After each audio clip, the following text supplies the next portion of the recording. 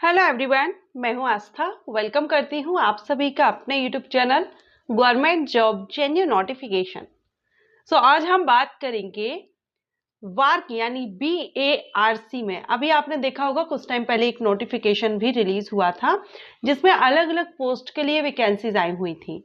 तो आज के इस वीडियो में हम जिस पोस्ट के बारे में बात करने वाले हैं वो स्टाइपेंड्री ट्रेनी कैटेगरी 1 के बारे में जानेंगे। इनका वर्क क्या रहता है, सैलरी क्या रहती है, एलिजिबिलिटी एंड अदर जो भी बेनिफिट पैक्स मिलते हैं उनसे रिलेटेड।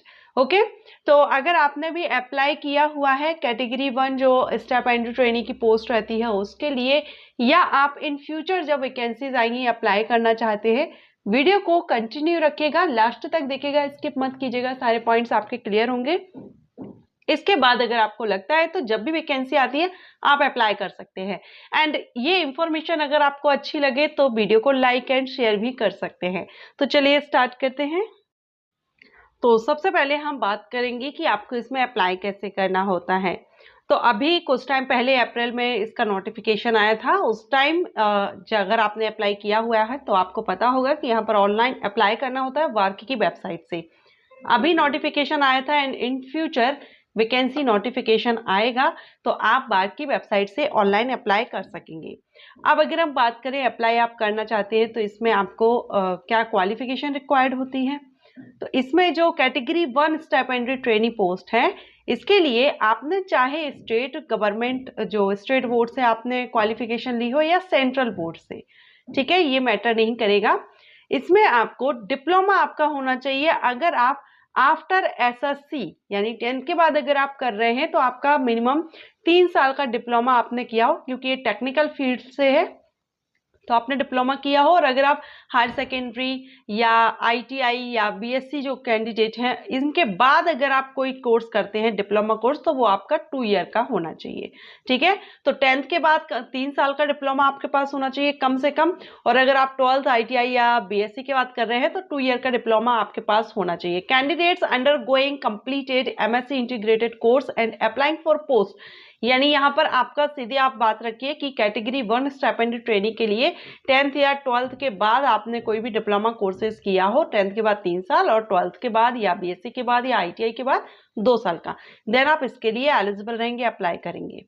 ओके, अब हम बात करेंगे इसकी सैलरी की। तो जो स्टाइपेंड्री ट्रेनी कैटेगरी 1 है इसके लिए जो सैलरी है ये यहाँ पर आपको, क्योंकि ये ट्रेनी की पोस्ट है तो यहाँ आपकी ट्रेनिंग का पीरियड यानी ड्यूरेशन होता है उस दौरान, और आफ्टर ट्रेनिंग आपको कितनी यहाँ पर सैलरी मिलती है वो हम देखेंगे।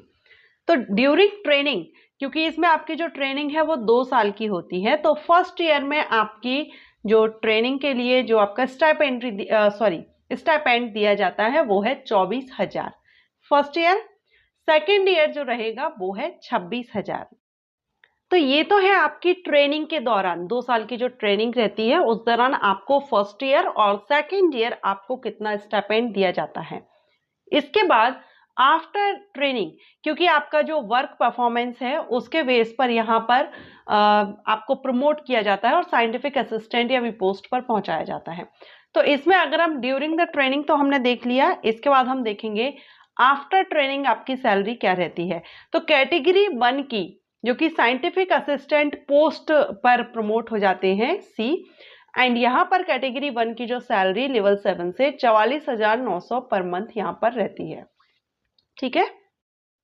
अब इसमें आपको packs and benefits and allowances अगर हम देखें तो इसमें एक तो आपको स्टाइपेंड मिलता है, ठीक है, मेडिकल फैसिलिटी आपको मिलती है, हाउसिंग अलाउंस आपको यहाँ मिलता है, हॉलीडेज जो छुट्टियां रहती हैं वो, एंड रिटायरमेंट बेनिफिट आपको यहाँ पर है, ट्रेवल अलाउंस मिलता है, professional development, employ welfare programme, ये कुछ बेनिफिट्स हैं, अलाउंसेज हैं जो आपको मिलते हैं।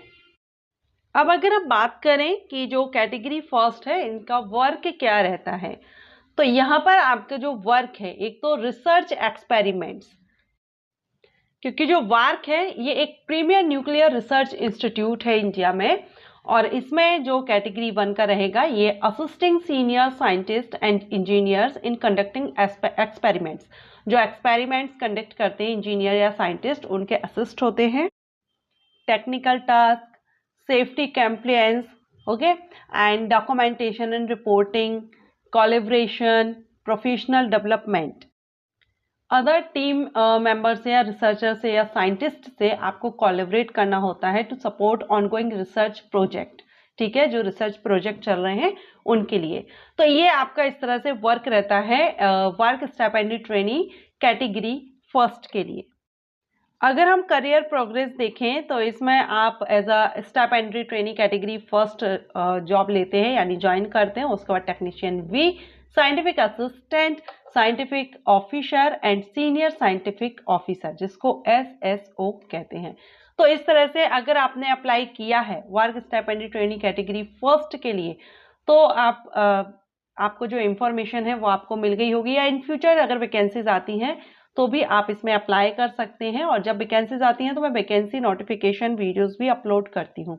तो वर्क स्टाइपेंडरी जो ट्रेनी कैटेगरी फर्स्ट है, इसी तरह से कैटेगरी सेकंड भी होता है, लेकिन उनका जो लेवल है वो इनसे कम होता है, यानी जो सैलरी है वो आपको सेकंड कैटेगरी में कम मिलती है। सो आई होप आपको ये इन्फॉर्मेशन अच्छी लगी हो, और इसी तरह की इन्फॉर्मेशन के लिए एजुकेशनल इन्फॉर्मेशन अगर आप चाहते हैं, courses, entrance exam, job profiles, job vacancy से रिलेटेड, देन चैनल को सब्सक्राइब करके बेल आइकन के ऑल ऑप्शन को प्रेस कीजिएगा। Thanks for watching.